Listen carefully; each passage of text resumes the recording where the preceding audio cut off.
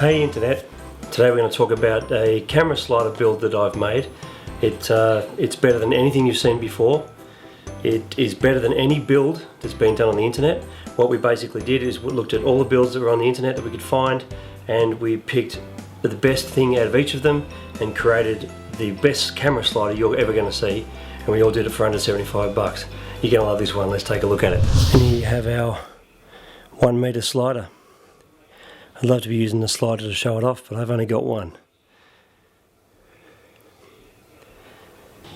Now what you have here is a platform, sliding platform. Now these wheels are actually grooved wheels that we actually got from our local hardware store. They were about $4 each, those wheels. And those wheels are actually a sliding door track wheel, you know, from your normal sliding door of your house. These are the wheels you buy for those. This here is inch by inch angle. Actually, I think it's a bit less than an inch across here, but it's inch that way. So, but you can use any angle you want. And the angle on the end here is 35mm by, or 40mm by 40mm, which is whatever, I don't know what that is in inches. Having said that, we bought 2 meters of this. You could buy 3 meters of this and not having that at all, and it costs you about, I think that all the angle costs us about $35. Platform was a couple of bucks. That's just a metal platform. Bought some bolts and some nuts, 6mm bolts and nuts for the wheels, and as you can see, that thing slides along very, very smooth. You can go as slow as you want. We put the 5D up in here and it's not an issue at all. And I've just got this $12, you don't even have to use this, you can put a bolt through to the bottom of your 5D if you want, put a bit of nice material on here or something like that. The key is obviously to make this part first. You make your track system, your trolley first before anything else. You don't necessarily need one of these. I just happen to have one laying around, so I've used it. So it's just a ball mount with a quick release that makes it a bit easier swapping between tripod and so on. But as I said, you don't need that. You can put the camera straight on if you want and use that, but it's probably a bit easier with one of those. You get a level in there as well, which is pretty handy. The really cool thing about this is, as I said, once you've made this part, you just make your tracks. You measure from the inside of the groove to the inside of the groove, and you make sure that you make your tracks that width on each end to the millimeter. So you make it perfect. And then in the middle, let's turn that over. In the middle here, I actually made the mistake of making a tripod mount, which was really a waste of time. The point of the tripod was to have it on, obviously have it on a tripod, but it just flopped around too much, so it was unusable.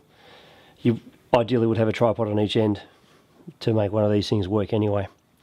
But you just get a bit of angle for here and here, and you can just put a flat piece across there. So you don't need angle on that. For instance, you can use a flat piece of anything, just so that the middle doesn't flex in and out, so the tracks don't drop off.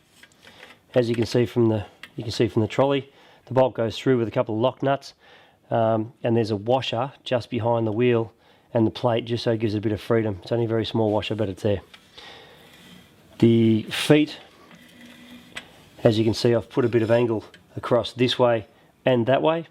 You don't even need to have these type of feet. These feet I had laying around from an old cabinet that we had. We pulled it apart and I thought I may use them one day. They've been in a box for about 2 years and I used them for this. But if you didn't have this piece here in the middle, which gives it too much height, if you had a flat piece there, you could just use the angle with some furniture protectors on the bottom, and that would be enough to sit this on any surface. What I generally do is I sit it on top of a table or a bench or whatever, but the other thing I do is actually you can buy those 2 mounted halogen lights on a yellow stand from your local hardware store. I've got a couple of those stands left over which have a flat bar on top that the 2 lights sit on. The lights are obviously gone now, I've had them for ages, so I use those because they're adjustable. They're almost like a tripod stand, and I put one on each end and just sit it there like that on top of it. So it's quite mobile and usable, so you can use it at any height you like. But as I said, this thing is just cool, and it's smooth and it's silent. It doesn't make any noise at all. It's better than any PVC slider you'll see out there. This thing works like a treat, and you've got a bit of movement in there to make it sort of slack, so it slides along beautifully. It doesn't catch anywhere, there's no tight spots or loose spots, it's just really, really simple. The 2 things I wouldn't do again. Okay, the first thing I wouldn't do is I wouldn't make a tripod mount for the middle. I could probably make a tripod mount on each end, but I wouldn't put it on the middle. So I wouldn't put this piece on, I would put a flat piece across there so I wouldn't have so much height. Therefore I wouldn't need these feet. If I didn't have any of these feet, I would have had to take that angle off and do something else. The other thing I wouldn't do is I started using rivets on the ends here, but I actually ran out of rivets, and I was doing this late at night. I needed it in a hurry, so I just started using self-tapping screws like here, and they're galvanized screws. They won't rust or anything, but they're sharp. So every time I've actually pricked myself a couple of times on it, you know, just by picking it up and moving it. So I'd recommend you don't use screws, or put something nice on the back end so it doesn't hurt.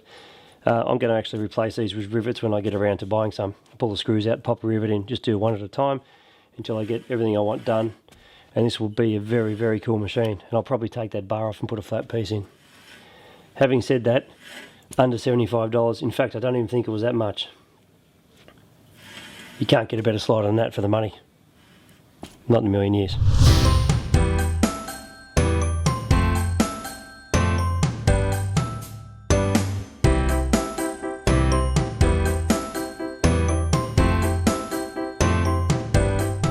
As you can see, it's pretty damn good.